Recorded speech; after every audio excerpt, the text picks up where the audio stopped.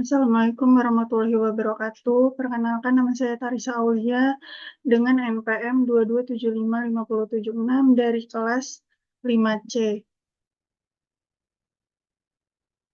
Di sini saya akan membahas terkait dengan akuntansi belanja, beban, dan persediaan. Definisi dari akuntansi belanja barang dan jasa yaitu belanja daerah adalah semua pengeluaran dari rekening kas umum daerah yang mengurangi saldo anggaran lebih dalam periode tahun anggaran yang bersangkutan, yang tidak akan diperoleh pembayarannya kembali oleh pemerintah yang diatur dalam PP Nomor 71 Tahun 2010.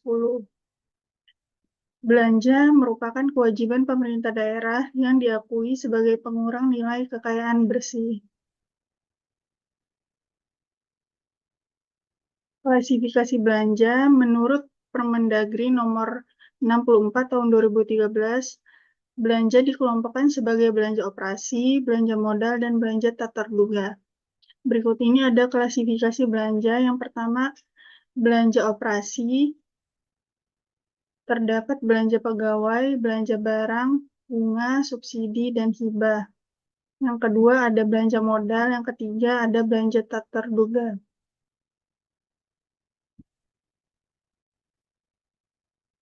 Selanjutnya ada prinsip pengakuan dan pengukuran belanja. Yang pertama, belanja diakui pada saat terjadinya pengeluaran dari rekening kas umum daerah. Yang kedua, pengeluaran melalui bendahara pengeluaran. Pengakuan belanjanya terjadi pada saat pertanggungjawaban atas pengeluaran yang disahkan oleh unit yang mempunyai fungsi perbendaharaan.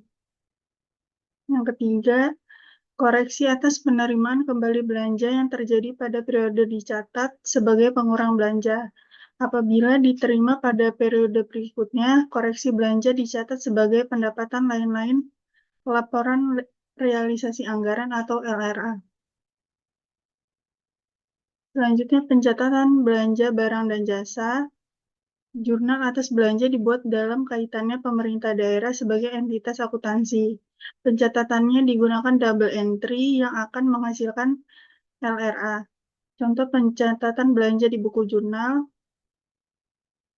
dengan kode akun 5, nama akun belanja, dengan kode akun 3, nama akun estimasi perubahan sal. Belanja akan dilaporkan dalam LRA setelah akun pendapatan.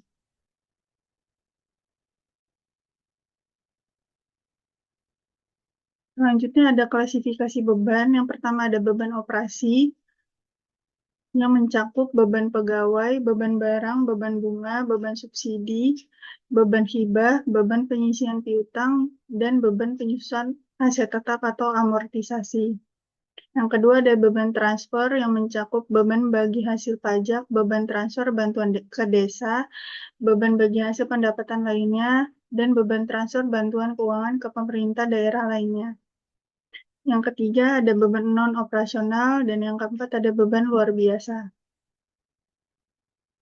Selanjutnya ada prinsip pengakuan dan pengukuran dari beban.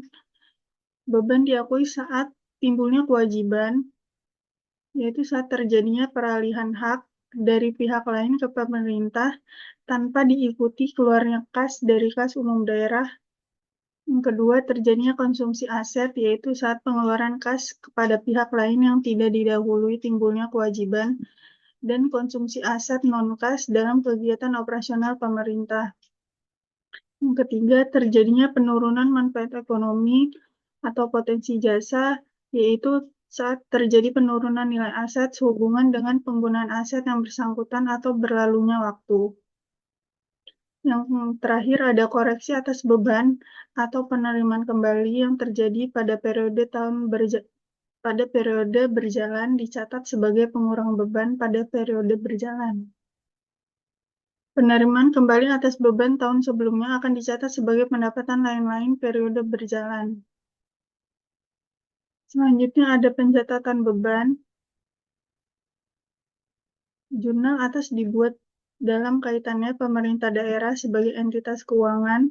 Pencatatannya digunakan double entry yang akan menghasilkan LO dan neraca Pemda. Contoh pencatatan jurnal untuk mencatat beban di buku jurnal finansial dengan mekanisme pembayaran GU atau TU di SKPD. Dengan kode akun 9, nama akun beban. Dengan kode akun 1, nama akun kas di bendahara pengeluaran. Dengan kode akun 1, kas di bendahara pengeluaran. Dan kode akun 3, rekening kas PPKD.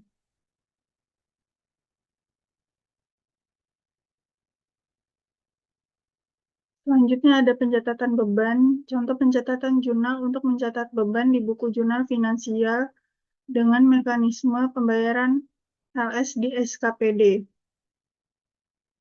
Dengan kode akun 9, beban pada kode akun 3, rekening kas PPKD. Penyajiannya beban dilaporkan dalam laporan operasional. Selanjutnya akuntansi persediaan. Definisi aset dalam bentuk barang atau perlengkapan yang diperoleh dengan maksud untuk mendukung kegiatan operasionalnya pemerintah atau barang-barang yang dimaksudkan untuk dijual dan atau diserahkan dalam rangka pelayanan kepada masyarakat dalam kurun waktu 12 bulan dari tanggal pelaporan. Contoh persediaan ATK, persediaan bibit, persediaan pupuk, dan persediaan bahan bangunan. Prinsip pengakuan dan pengukuran dari persediaan yaitu yang pertama, persediaan dinilai dengan perhitungan fisik pada akhir periode. Persediaan yang berasal dari pembelian maka dinilai berdasarkan biaya perolehan. Persediaan yang diperoleh dengan memproduksi sendiri maka dinilai berdasarkan biaya standar. Persediaan yang diperoleh dengan cara lain seperti hibah, saldo akhir persediaan tersebut dihitung berdasarkan harga pembelian terakhir. Selanjutnya ada pencatatan persediaan. Contoh pencatatan jurnal yang dibuat di buku jurnal finansial saat pembelian persediaan menggunakan mekanisme UP. Dengan kode akun 1, persediaan pada kas di bendahara pengeluaran dengan kode akun 1. Selanjutnya ada contoh transaksi belanja. Dibayarkan gaji bulan September 2022 Dinas Pendidikan Kabupaten Anyar Jaya sebesar 600 juta dengan mekanisme LS. Jurnal di pembukuan SKPD, jurnal LRA-nya belanja pegawai pada Probansal sebesar 600 juta, jurnal LO-nya beban pegawai pada rekening kas PPKD sebesar 600 juta. Jurnal di pembukuan PPKD, jurnal LO-nya rekening kas SKPD pada kas di kas daerah sebesar 600 juta.